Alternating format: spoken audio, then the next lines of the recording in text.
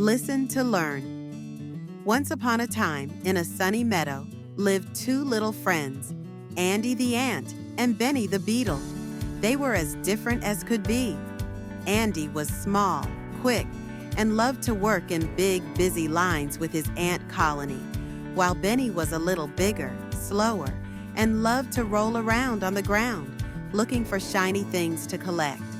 But no matter how different they were, they always stuck together, sharing stories and playing games. One warm afternoon, as Andy was hurrying to gather food for his colony, he noticed something big on the horizon, a giant hill.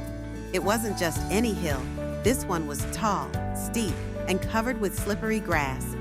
Andy's eyes grew wide. "Wow, look at that hill," Andy said, his tiny voice filled with excitement. "I wonder what's on the other side." Benny, who was nearby, rolled over and looked up at the hill. His little legs twitched nervously. "Oh, Andy, that looks so big and scary. I don't think we could ever climb it." Andy puffed out his chest, determined. "Why not? I think we can do it if we try. It might be hard, but nothing's impossible if we really want it." Benny thought about it for a moment. I don't know. You're small and quick, but I'm a beetle. I'm not very fast. What if I get stuck halfway up?" Andy smiled and put a tiny hand on Benny's shell. "You don't have to be fast, Benny. You just have to believe that you can do it. We can help each other. I'm sure we'll make it to the top together." Benny wasn't so sure, but he trusted Andy. "Okay, I'll give it a try."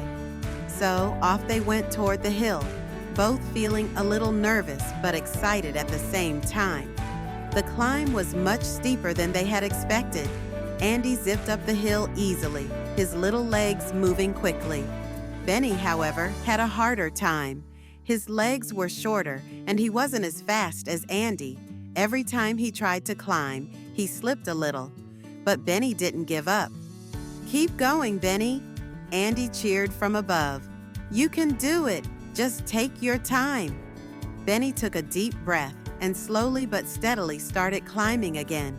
He told himself, "I can do it. I just need to keep going."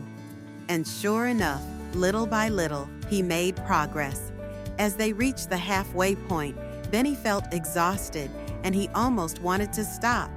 He looked up at the top of the hill, which seemed so far away. "I don't know if I can make it, Andy," Benny said, his voice wavering. But Andy was already waiting at the top. He turned around and shouted, "You're almost there, Benny. You can do it. I believe in you." Benny's heart filled with determination. He looked up at Andy and smiled. "You're right.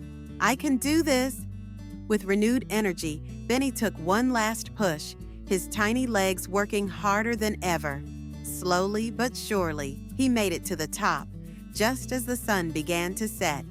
And when he finally reached the peak, Andy was there to greet him with a big smile. "You did it, Benny. You made it to the top." Andy cheered. Benny looked around in amazement. The view from the top of the hill was breathtaking. He could see the entire meadow, the sparkling river, and even their little home. Benny felt proud and happy. "I didn't think I could do it at first," Benny said, his voice filled with wonder. "But you were right, Andy. I just had to keep going and believe in myself." Andy nodded. "See, when you set your mind to something and believe in yourself, you can do anything."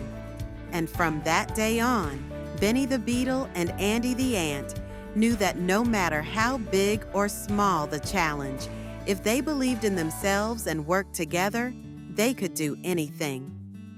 The moral of the story: you can do anything you set your mind to, even if something seems too big or too difficult. As long as you believe in yourself and keep trying, you can accomplish amazing things. Thanks for watching. We hope you enjoyed the story. Make sure you like, share, and subscribe.